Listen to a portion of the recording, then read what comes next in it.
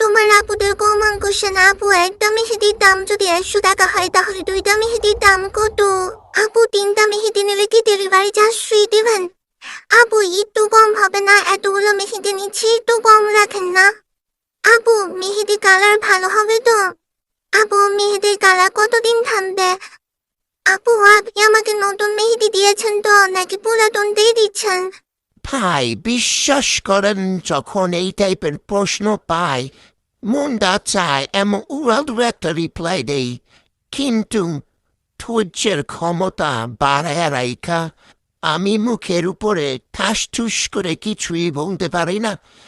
আচ্ছা আমি বুঝি না, এক পিস মেহেদি 100 টাকা হইলে 2 পিস মেহেদি 200 টাকা, এটা কি আপনারা বুঝেন না, জানেন না? এইটাও জিজ্ঞাসা করা লাগে।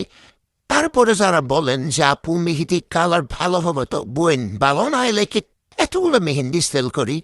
যখন এই প্রশ্নগুলা পাই তখন রিয়েলাইজ করি যে আমার ধৈর্যের ক্ষমতা আসলে অনেক। এত ধৈর্য মা থাকলে মনে জীবনেও আমি এমন ঠান্ডা মাথায় কোনো করে রিপ্লাই দিতে পারতাম না। সব প্রশ্ন করো কোনো নিষেধ নাই, কিন্তু এক পিস মেহেদি 100 টাকা হলে 2 পিস মেহেদি কত টাকা, এই প্রশ্নটা আমাকে দয়া করে করিও না।